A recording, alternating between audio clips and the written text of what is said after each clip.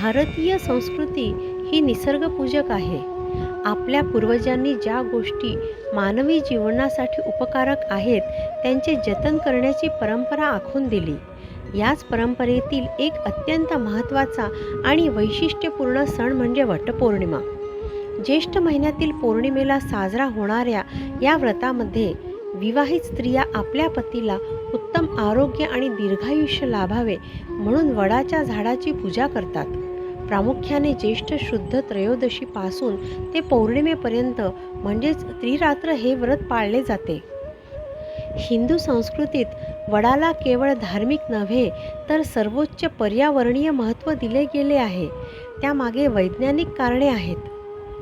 वैज्ञानिक संशोधनानुसार वड, पिंपळ आणि तुळस हे वृक्ष इतर वनस्पतींच्या तुलनेत वातावरणात सर्वाधिक प्राणवायू किंवा ऑक्सिजन सोडतात. वड तर रात्रीच्या वेळीही काही प्रमाणात ऑक्सिजन उत्सर्जित करण्यास सक्षम असतो. याचाच अर्थ हा वृक्ष अखंड ऑक्सिजनचा स्रोत आहे. वटवृक्ष हा अत्यंत विशाल आणि दाट सावली देणारा वृक्ष आहे. त्याच्या पारंब्यांमधून आणि पानांमधून पाण्याचे सूक्ष्म थेंब हवेत झिरपतात. याला वैज्ञानिक भाषेत ट्रान्स्पिरेशन म्हणतात. यामुळे वडाखालील जमीन सदैव ओलसर राहते आणि आजूबाजूचे तापमान इतर ठिकाणांपेक्षा 2 ते 3 अंश सेल्सिअसने कमी असते. याचाच अर्थ हा वृक्ष नैसर्गिक वातानुकूलन करतो. एका वडाचे झाड म्हणजे संपूर्ण परिसंस्था किंवा इकोसिस्टीम असते. या झाडावर शेकडो प्रकारचे पक्षी, कीटक, वटवाघूळ आणि लहान प्राणी आश्रय घेतात. वडाची छोटी छोटी फळे हे या पक्ष्यांचे प्रमुख खाद्य आहे. या संदर्भात संस्कृत सुभाषितकारांनी वडाच्या या विशिष्ट गुणधर्माचे अतिशय सुंदर वर्णन केले आहे. कूपादेकं वटच्छाया तथा मृदनिर्मितं गृहं शीतकाले भवदुष्णं उष्णकाले तु शीतलम. अर्थात विहिरीचे पाणी, वडाची सावली आणि मातीचे घर हे तिन्ही उन्हाळ्यात अत्यंत थंडगार आणि हिवाळ्यात उबदार अनुभूती देतात. विज्ञानाची सांगड घालून सत्यवान आणि सावित्रीची कथा आता समजावून घेऊयात. पारंपरिक कथेनुसार सावित्रीने यमराजाकडून आपल्या पतीचे सत्यवानाचे प्राण परत आणले. पण या कथेमागे पर्यावरणीय आणि वैज्ञानिक दृष्टिकोन लपलेला आहे.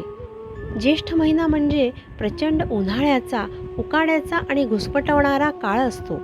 अशा रणरणत्या उन्हात जंगलात लाकडे तोडण्यास गेलेला सत्यवान उष्माघाताने अर्थात हीट स्ट्रोकने आणि प्राणवायूच्या अभावाने म्हणजेच सफोकेशनने कासावीस होऊन बेशुद्ध पडला. सावित्री ही बुद्धिमान होती.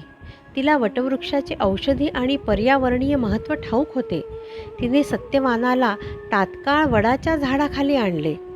वडाच्या दाट सावलीमुळे सत्यवानाच्या शरीराचे तापमान कमी झाले आणि पारंब्यामधील पाण्याचा गारवा मिळाला आणि तेथील मुबलक ऑक्सिजनमुळे त्याचे श्वसन पूर्ववत झाले.